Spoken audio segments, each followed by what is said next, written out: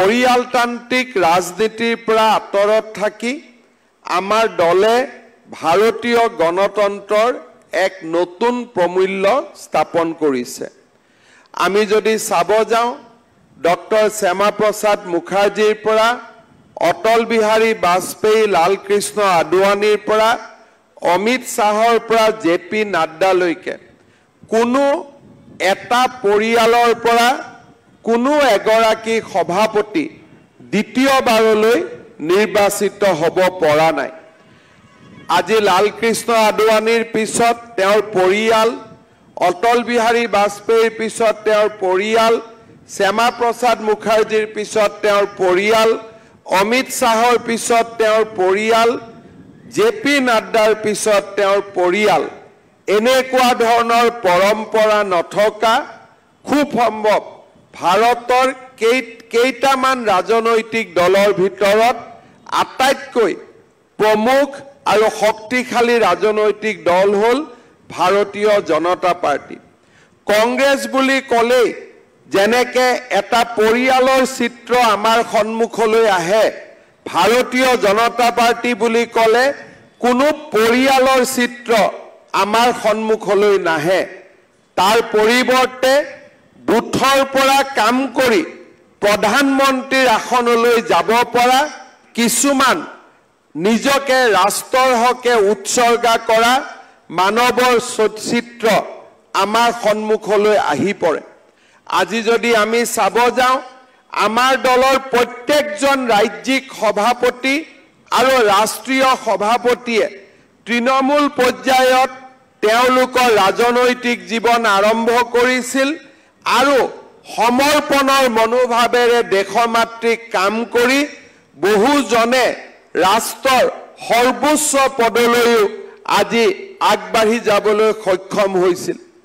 আমি যদি প্ৰধানমন্ত্ৰী নৰেন্দ্ৰ মোদী ডাঙৰীয়াৰ জীৱন যাত্ৰা যদি আমি চাবলৈ যাওঁ, ৰাষ্ট্ৰীয় স্বয়ংসেৱক সংঘৰ এগৰাকী সাধাৰণ প্ৰচাৰকৰ পৰা ভাৰতীয় জনতা পাৰ্টিৰ সংগঠনত দিনে নিশাই কাম কৰি কাৰ্যকৰ্তা হিচাপে নিজৰ পূৰ্ণতা প্ৰাপ্তি হোৱাৰ পিছত তেখেতে আজি দেশৰ প্ৰধানমন্ত্ৰীৰ আসন অলংকিত কৰিছে।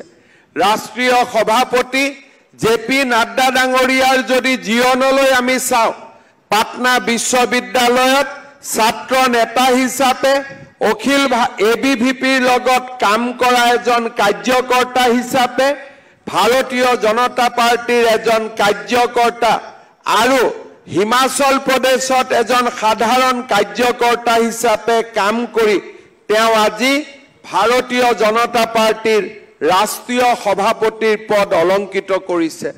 আমি যদি অমিত শ্বাহৰ জীৱনৰ প্ৰতি চাওঁ, অখিল ভাৰতীয় বিদ্যাৰ্থী পৰিষদৰ এজন সাধাৰণ কাৰ্যকৰ্তাৰ পৰা ভাৰতীয় জনতা পাৰ্টিৰ বুথ পৰ্যায়ৰ দায়িত্ব গ্ৰহণ কৰি মণ্ডল জিলা পৰ্যায়ৰ দায়িত্ব গ্ৰহণ কৰি তেওঁ ৰাষ্ট্ৰীয় সভাপতিৰ দায়িত্ব লাভ কৰে আৰু আজি ভাৰতৰ গৃহমন্ত্ৰীৰ দৰে সন্মানীয় পদ অলংকিত কৰে।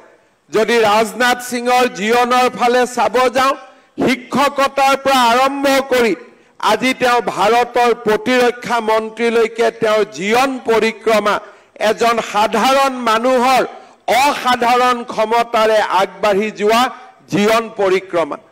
আজি আমি গৌৰৱ অনুভৱ কৰোঁ যে এই দলটোত পিতৃৰ পৰিচয়ৰ প্ৰয়োজন নাই, এই দলটোত মাতৃৰ পৰিচয়ৰ প্ৰয়োজন নাই, এই দলটোত মাত্ৰ এটাই প্ৰয়োজন আছে যে মই ভাৰত মাতৃৰ বাবে সমৰ্পিত একোজন মই আত্মবিশ্বাসী কাৰ্যকৰ্তা।